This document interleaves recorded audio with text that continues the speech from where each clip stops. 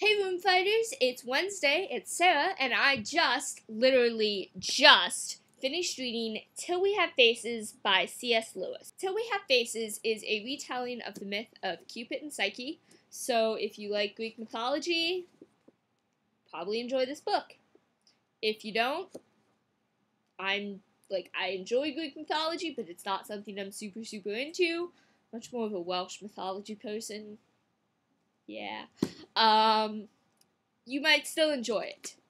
I personally really enjoyed this book. That being said, not everyone's gonna like this book. It was written by C.S. Lewis and published in 1956.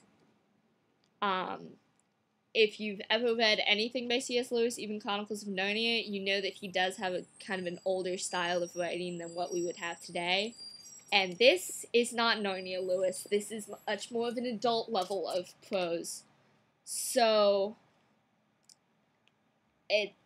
it's not fast-paced at all. It's not a suspenseful, what's gonna happen kind of a read. It's one that you pretty much, to me, it was a book that you read because you want to read it and for the experience and joy of reading it, not because you want to know what happens. I mean, it's a retelling of Cupid and Psyche. You know what happens if you know, anything about mythology at all. Yeah, that being said, I don't really know what else exactly to say about it. I haven't really done too many book reviews before, so this is new to me, and I'm trying to figure out. I really don't have anything else to say that I can say without completely giving the book away, because even though you know how the myth goes,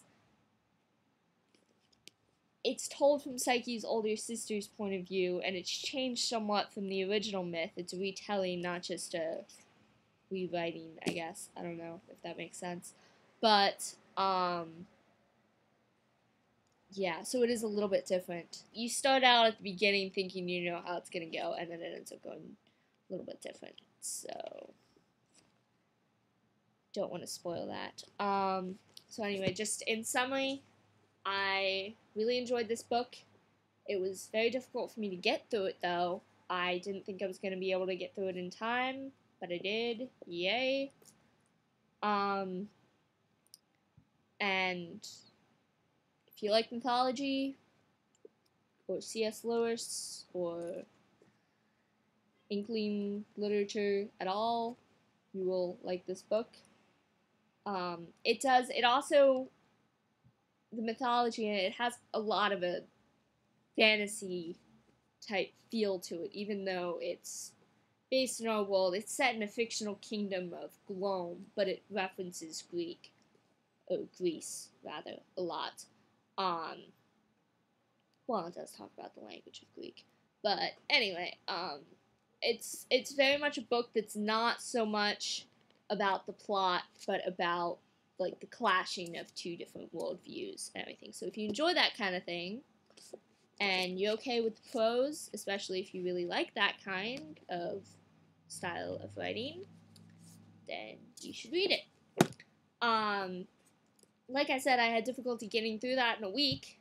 So because of that, and because next week is finals, I decided to pick a young adult book that would hopefully go a lot faster.